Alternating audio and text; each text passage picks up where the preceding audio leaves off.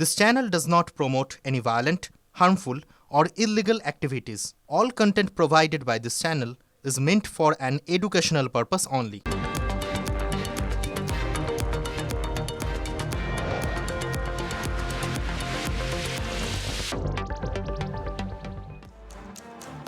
Bengal breaking এর স্বাগত আপনাকে আত্মীর সঙ্গে আমি দীপ রয়েছি আপনাদের সঙ্গে। আর এই মুহূর্তে কালিয়াচকের দিকে আমাদের নজর রাখতেই হবে, তার কারণ কালিয়াচক কাণ্ডে এনআইএর হাতে প্রথম গ্রেপ্তার।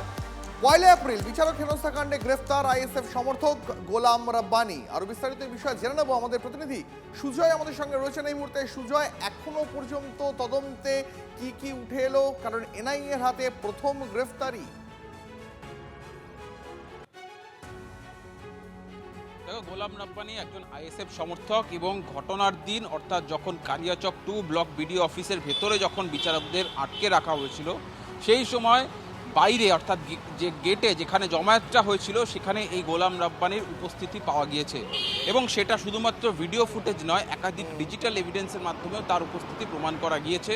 সেই কারণেই তার উপস্থিতি প্রমাণ করা গিয়েছে, এস্টাবলিশ হয়েছে, সেই কারণেই এবং চক্রান্তে যুক্ত থাকার অভিযোগ রয়েছে, তাকে গ্রেফতার করা হয়েছে এবং আরও একজনকে এই মুহূর্তে আটক করে জিজ্ঞাসাবাদ করছে এনআইএ তদন্তকারীরা, সেটাও এক প্রকার স্পষ্ট। এবং এই গোলামকে আগামীকাল আদালতে পেশ করে নিজেদের হেফাজতে চাইবে কেন্দ্রীয় তদন্তকারী সংস্থা। এবং যেহেতু এই চক্রান্তের সঙ্গেও যুক্ত থাকার অভিযোগ রয়েছে গোলাম রাব্বানির বিরুদ্ধে, সুতরাং এই গোলাম রাব্বানি কেন সেখানে উপস্থিত ছিল তার সম্পর্কে বিস্তারিত খোঁজ নেওয়া হচ্ছে এবং তার সঙ্গে আর কে বা কারা ছিল। একজন আইএসএফ সমর্থক, তাহলে কি আইএসএফের কোনো নেতার নির্দেশে তিনি সেখানে গিয়েছিলেন বা অন্য কোনো উদ্দেশ্য ছিল? কি কারণে যাওয়ার সেখানে গিয়েছিল? তার কারণ ঘটনার আগে তদন্তকারীরা জানতে পেরেছেন এবং সুপ্রিম কোর্টে তারা জানিয়েছেন যে একটি ধর্মীয় প্রতিষ্ঠান থেকে মানুষকে ওই বিডিও অফিসের বাইরে জড়ো হতে বলা হয়েছিল, আহ্বান জানানো হয়েছিল।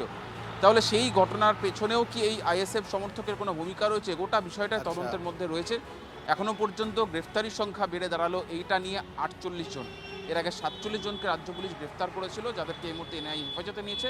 এই নিয়ে 48 জন গ্রেফতারি দাঁড়ালো। সংখ্যাটা আরও বাড়তে পারে, তার কারণ একটা বৃহত্তর চক্রান্ত বলেই, ষড়যন্ত্র বলেই তদন্তকারীরা মনে করছে। দীপ, ধন্যবাদ সুজয়। যেভাবে এনআইএর তারা তদন্ত করছেন, সেই তদন্ত হচ্ছে তারা খোঁজ করছেন কারা এর পেছনে আছেন, কারা উস্কানিদাতা আছেন, তাদের নিশ্চয়ই খুঁজে বার করা হবে। এবং আমরা চাই তার যারা এই সমস্ত ঘটাচ্ছেন, যারা এই ঘটনার সঙ্গে সরাসরি যারা মদত দিচ্ছেন বা উস্কানিতে যারা ছিলেন, তাদের খুঁজে বার করে তাদের বিরুদ্ধে ব্যবস্থা গ্রহণ করা উচিত।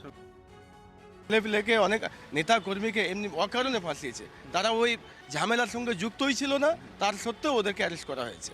তো এটা তার মানে এটা তৃণমূল এবং সাবিনা করিয়ে অবশ্যই করিয়ে আপনাদেরকে ফাঁসানোর চেষ্টা করা হয়। ফাঁসানোর চেষ্টা করছে বিজেপি আর তৃণমূল, এপিট আর ওই পিঠ,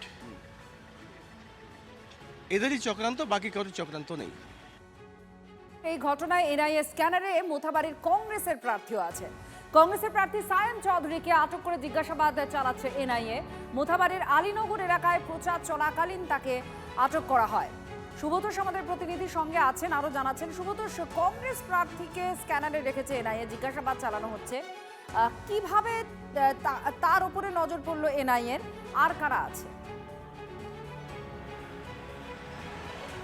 দেখো, এর আগে আইএসএফের যে প্রার্থী তাকে গ্রেপ্তার করা হয়েছে, তার 2 পুত্রকেও গ্রেপ্তার করা হয়েছিল এবং এই যা পরিস্থিতি চলছিল তাতে এই সায়েম চৌধুরী, আমরাই সেখানে তার বক্তব্য নিতে গেছিলাম, তখনও তিনি জানিয়েছিলেন তিনি আতঙ্কে আছেন, তাকে ফাঁসিয়ে দেওয়ার চেষ্টা করা হবে এমনটাও তিনি অভিযোগ করেছিলেন এবং তিনি একরকম লুকিয়ে ছিলেন, গোপন বৈঠক করছিলেন এবং তারপরেই আজকে তাকে জিজ্ঞাসাবাদের জন্য ডাকা হয়েছে এবং তিনি বলেছিলেন তার কাছে অনেক এভিডেন্স আছে এই ষড়যন্ত্রের মূল কারা। এবং শুধু তাই নয়, তৃণমূলের দিকে তিনি অভিযোগ করেছিলেন, কংগ্রেস থেকে শুরু করে সকলেই তৃণমূলের দিকে অভিযোগ করেছে, বিজেপিও তাই, এমনকি সাবিনা ইয়াসমিনের প্রসঙ্গ উঠে আসছে। এই মুহূর্তে আমাদের সঙ্গে তৃণমূলের জেলা মুখপাত্র শুভময় বসু রয়েছেন। বলছি যে সব ক্ষেত্রেই ষড়যন্ত্রের মূল চক্রী হিসেবে তৃণমূলকেই কিন্তু দায়ী করছে আইএসএফ, কংগ্রেস থেকে বিজেপি থেকে শুরু করে সকলেই। কি বলছেন? দেখুন, আমরা তো প্রথমেই বলেছিলাম যে পশ্চিমবাংলার রাজনীতিতে তৃণমূলকে মেলায়ন করার উদ্দেশ্যে একমাত্র সবাই মিলে একটা জোট বেঁধেছে। এই জোটের এই একই কথা, যেটাই আইএসএফ বলবে, যেটাই মিম বলবে, যেটাই অন্যান্য দলগুলো বলবে, অন্যান্য রাজনৈতিক দলগুলোই একই কথা বলছে। অর্থাৎ আমাদের মালদা জেলায় যে সম্প্রীতির মাটি, সম্প্রীতিভাবে আমরা বসবাস করি, সেই সম্প্রীতির মাটিকে নষ্ট করার উদ্দেশ্যে এবং বিজেপির উদ্দেশ্য প্রণোদিতভাবে এদেরকে ফান্ডিং করে যেভাবে আমাদের মালদাকে সাম্প্রদায়িক বিভাজন করার চেষ্টা করছে, তারই ফলস্বরূপ তারা সেই সব ট্যাপে পা দিয়ে বোঝা গিয়েছে এবং শুভদোষ, তারা তৃণমূল ইচ্ছাকৃত কংগ্রেসের যে অভিযোগ আপনারা শুনছিলেন, এনআইএ এর হাতেও গ্রেফতারি হয়েছে, আর তার সঙ্গে সঙ্গে এনআইএ স্ক্যানারে রয়েছে কংগ্রেসের প্রার্থীও। এই কংগ্রেসের প্রার্থী সায়েম চৌধুরী তিনি এই টিভি9 বাংলার ক্যামেরার সামনে ঠিক কি বলেছিলেন তাকে আটক করার আগে শুনুন। মোফাক্কুরুল ইসলাম এর মাস্টারমাইন্ড নয়, তৃণমূলের মধ্যেই এর মাস্টারমাইন্ড লুকিয়ে আছে এবং তৃণমূল এই জনসাধারণের যে দাবির যে আন্দোলন সেটাকে তারা ইউটিলাইজ করে একটা অন্যরকম সিচুয়েশন ক্রিয়েট করেছে। আমাদের দাবি তৃণমূলের মধ্যে যে মাস্টারমাইন্ড যারা আছে তাদেরকে অবিলম্বে যেন পুলিশ অ্যারেস্ট করে। এই সায়েম চৌধুরী যাকে আটক করেছে এনআইএ, প্রথম এনআইএর হাতে গ্রেফতার হয়েছে আইএসএফ এর একজন সমর্থক গোলাম রাব্বানি। এটা আইএসএফ এর গ্রেফতার হওয়া যে ব্যক্তি, তাকে প্রথম এনআইএ গ্রেফতার করেছে এই ঘটনায়। আর যাকে আটক করা হয়েছে কংগ্রেসের প্রার্থী সায়েম চৌধুরী, তার বক্তব্য শুনছিলেন। এবং এই পুরো ঘটনায় একটা পরিকল্পনার ছাপ শাসক শিবির দেখছে, যে সবাই ফান্ডিং করছে যারা শাসক তৃণমূল কংগ্রেস, তার বাইরের যে বিরোধী বৃত্তে যারা রয়েছে এই জেলায় প্রবলভাবে সক্রিয় হয়েছে রাজনৈতিক দলগুলোতে, যেমন মিম আছে, এই সমস্ত দলগুলো এদেরকে ফান্ডিং করছে, আইএসএফও যার মধ্যে আছে, এদের সকলের চক্রান্ত বলে শাসক শিবিরের দাবি। সব কাজগুলো, নোংরা কাজগুলো এগুলো আমি ভাবতেও পারি না। আমার জন্ম, আমার শিক্ষা আমাকে এটা শেখায়নি। তবে ওরা তো আমাকে পারে না অন্য কিছুতে, এইসব নোংরা ভাবে আমাকে মানে কলঙ্কিত করার চেষ্টা করছে। আঞ্চলিক ভোটে বিজেপির ইস্যু জাতীয় নিরাপত্তা। শিলিগুড়িতে নির্বাচনী প্রচারেও মূল ইস্যুতেই জোর দিলেন প্রধানমন্ত্রী। তৃণমূলকে নিশানা করে বাংলার ভোটভাগ্যের সঙ্গে জুড়ে দিলেন শিলিগুড়ি করিডোর বা চিকেন স্নেকের নিরাপত্তার ইস্যুটি। পাল্টা খোঁচা দিয়েছে তৃণমূল। नॉर्थ ईस्ट को देश से अलग करने की बात कही, तुष्टीकरण से भरी ये टीएमसी ऐसे लोगों को सड़क से लेकर संसद तक समर्थन देती है।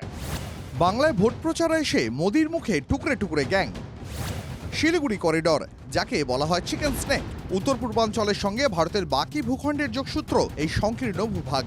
বাংলাদেশে ক্ষমতায় থাকাকালীন লাগাতার চিকেন স্নেক নিয়ে বক্রোক্তি করেছেন মোহাম্মদ ইউনূস। পদ্মাপাড়ের মৌলবাদীরা চিকেন স্নেক দখল করে উত্তর পূর্বাঞ্চলকে ছিনিয়ে নেওয়ার হুমকি দেয়। প্রধানমন্ত্রী শিলিগুড়ি করিডোরে দাঁড়িয়ে শিলিগুড়ি করিডোরের নিরাপত্তা নিয়ে উদ্বেগ প্রকাশ করলেন। एक टुकड़े टुकड़े गैंग है, इस गैंग ने सिलीगुड़ी कॉरिडोर को काटने की धमकी दी थी। প্রধানমন্ত্রীর অভিযোগ, তোষণের রাজনীতির জন্য তৃণমূল টুকরে টুকরে গ্যাংকে সমর্থন করে। बीजेपी के लिए सिलीगुड़ी कॉरिडोर देश सुरक्षा और समृद्धि का कॉरिडोर है और हमें इसको निरंतर सशक्त करने में हमारी पूरी ताकत लगा रहे हैं। বাংলাকে বিচ্ছিন্ন করার দীর্ঘদিনের অপপ্রয়াস বিজেপি, উত্তরবঙ্গকে আলাদা করার অপপ্রয়াস, কখনো ইউনিয়ন টেরিটরি করার অপপ্রয়াস, কখনো গোর্খাল্যান্ডকে উস্কে দিয়ে বাংলাকে ডিস্টেবিলাইজ করার অপপ্রয়াস সমস্ত বিজেপি করেছে।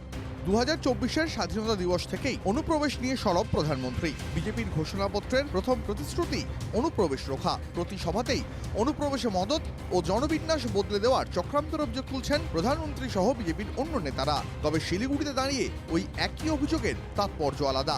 প্রশ্ন হচ্ছে, বিজেপি যেটাকে উদ্বেগের বিষয় বলে প্রচার করছে, তা কি বাংলার মানুষের কাছে উদ্বেগের বিষয় হবে? উত্তর জানা যাবে 4 মে। Bureau report, TV9 Bangla. Vote প্রচারের ময়দানে শাসক বিরোধী সব দলের প্রার্থীরা সকাল থেকে রাত ক্যাম্পেইন চলছে, জনসভা, কর্মী সভা, একের পর এক কর্মসূচির মাঝে কি খাচ্ছেন প্রার্থীরা? ফিট এন্ড ফাইন থাকতে ক্যান্ডিডেটদের পাতে কি থাকছে, খোঁজ নিল টিভি9 বাংলা।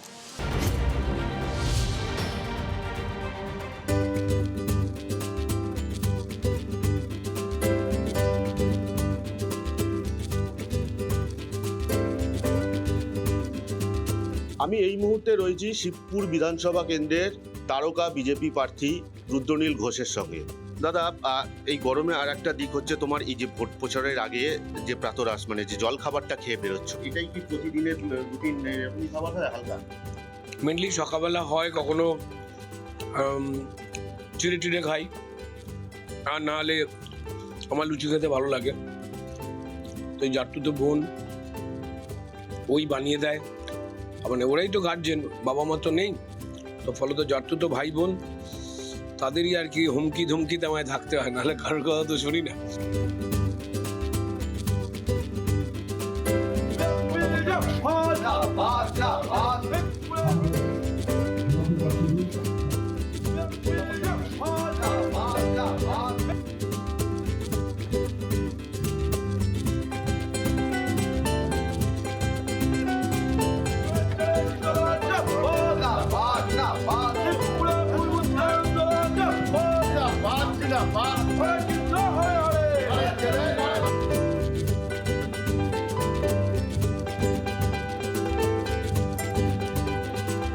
সকালবেলা হালকা খাবার অর্থাৎ জলখাবারে লুচি তরকারি মিষ্টি ইত্যাদি খেয়ে তিনি কিন্তু এই গরমের মধ্যে ভোট প্রচারে বেরিয়েছিলেন। সারাদিন প্রচার করার পর দুপুরে তিনি তার জগাছাড় যে বাড়ি সেই বাড়িতেই কিন্তু মধ্যাহ্ন ভোজনের অর্থাৎ দুপুরের খাবার খেতে এসছেন। বোনেরা আজকে একটু মাছের পরিবর্তন করছে, আমি খুব মেছো বাঙালি আর কি, শুধু ভেতো বাঙালি না, মেছো বাঙালি। রোজ অন্যান্য রকমের মাছ হচ্ছিল, কখনো চুনো মাছ যেটা খুব খেতে ভালো লাগে, তারপর কাতলা মাছ। আজকে ওর একটা পদ্মার ইলিশ কোনো জায়গা থেকে জোগাড় করেছে, মানে প্রমোশন হয়েছে আমার খাওয়াতে। আর বাকি তার সঙ্গে সঙ্গে আম ডাল রয়েছে, টক ডাল, আর তার সঙ্গে পরিষ্কার দই আর চাটনি।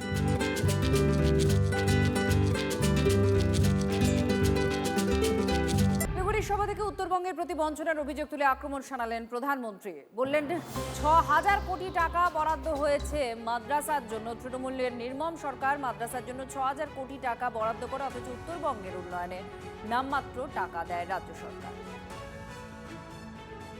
निर्मम सरकार ने मदरसों के लिए करीब 6,000 करोड़ रुपए का बजट दिया। आपको याद रहेगा आंकड़ा, लेकिन इतने बड़े नॉर्थ बंगाल के डेवलपमेंट के लिए बंगाल सरकार पर्याप्त बजट नहीं देती। टीएमसी सिर्फ अपने खास वोट बैंक के तुष्टीकरण में ही वो दिन रात लगी हुई है। जब नॉर्थ बंगाल के अनेक जिलों में भारी बारिश से तबाही फैली, हर तरफ हाहाकार था, तब टीएमसी की निर्मम सरकार कोलकाता में जश्न मना रही थी। উত্তরবঙ্গের জন্য বাজেটে যদি আপনারা আমরা এই 1000 কোটি টাকা মমতা বন্দ্যোপাধ্যায় আমাদের অর্থ দপ্তর থেকে বরাদ্দ করেছেন, সেই হিসেবটা আমরা শ্বেতপত্র প্রকাশ করব।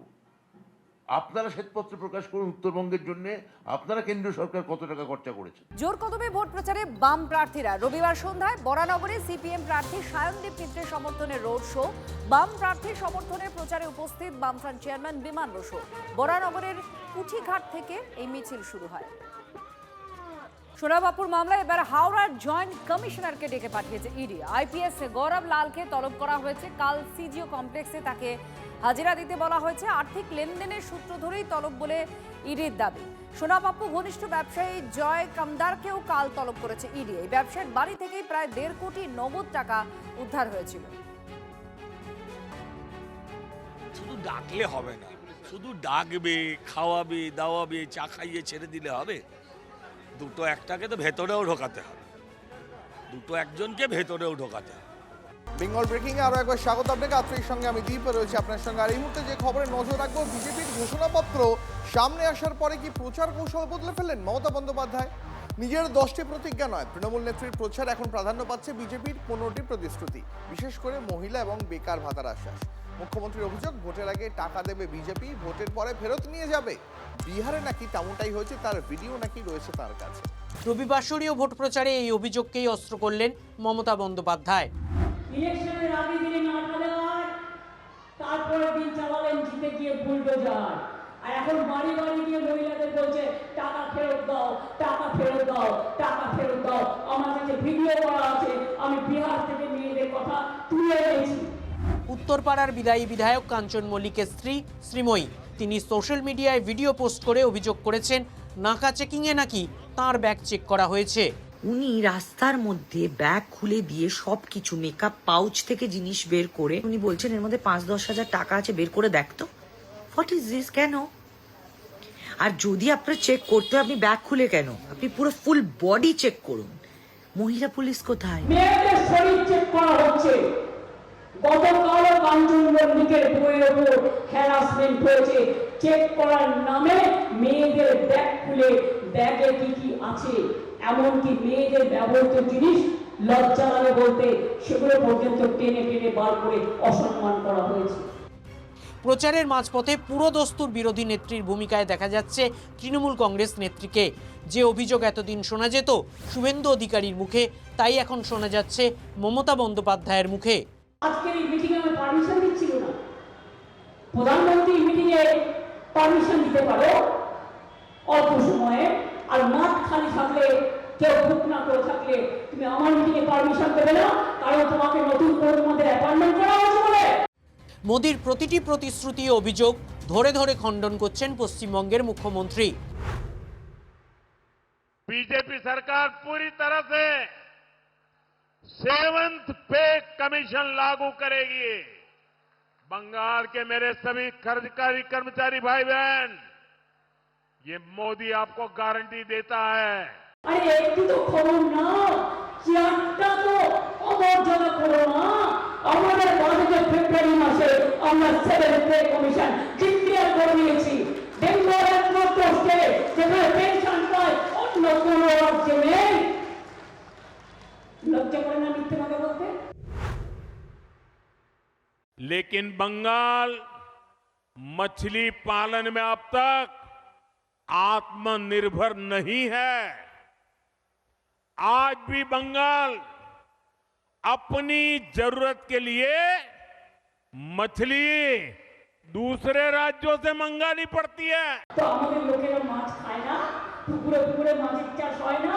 খবর রাখো, কারে কানে যা বলে দিচ্ছে তাই বলছো। একটা প্রধানমন্ত্রী স্বরাষ্ট্রমন্ত্রীর কথা বলা উচিত, পার্টির কথা নয়, তার চেয়ারের মর্যাদা রেখে সত্য কথা। আমাদের এখানে মাছ উৎপাদন অনেক বেড়েছে। বিজেপি এলে মাছ খেতে দেবে না, এই প্রচার করেছিলেন মমতা বন্দ্যোপাধ্যায়। প্রধানমন্ত্রী মোদি পাল্টা প্রচার করেন বাঙালির মাছের যোগান দিতে পারে না তৃণমূল সরকার। এবার বিজেপির মাছ ধরা জাল কাটছেন তৃণমূল কংগ্রেস নেত্রী। Bureau report, TV9 Bangla. Jitendra Tiwari, তাকে দেখে ঝাঁটা হাতে বিক্ষোভ দেখালেন মহিলারা। সে ভিডিও আবার ভাইরাল হয়েছে। পাণ্ডবেশ্বরের জগন্নাথপুরে প্রচারে বেরিয়েছিলেন জিতেন্দ্র তিওয়ারি। একসময় একদল মহিলা সে সময় ঝাঁটা হাতে বিক্ষোভ দেখায়। জিতেন্দ্র তিওয়ারি অভিযোগ করছেন যে তৃণমূল কংগ্রেসের প্রার্থী নরেন্দ্রনাথ চক্রবর্তী মহিলাদের ঝাঁটা হাতে দাঁড় করিয়ে রেখেছিলেন। পাল্টা তৃণমূল প্রার্থীর দাবি, SIR এর নাম বাদের প্রতিবাদে বিক্ষোভ দেখিয়েছেন মহিলারা। এর সঙ্গে তাদের কোনো যোগই নেই।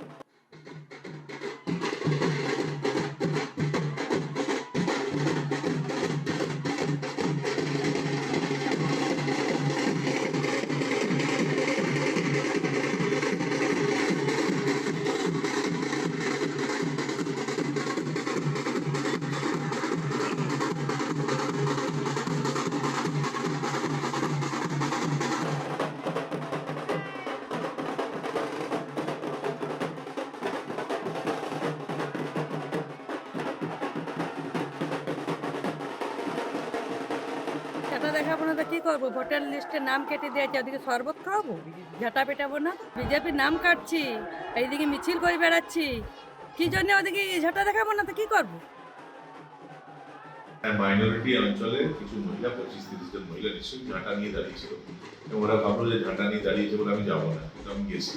ওরা ঝাঁটা দেখিয়েছে, আমি প্রণাম করে চলে এসেছি। নরেন্দ্রনাথ চক্রবর্তীর নির্দেশ আছে যে ওনাকে আটকাতে হবে, সেটা নিজেরা পারেনি। এই ঘরের মহিলাদেরকে বলেছে ঝাঁটা দেখো, ঝাঁটা দেখিয়েছে, এটা তো ওরা খুশি।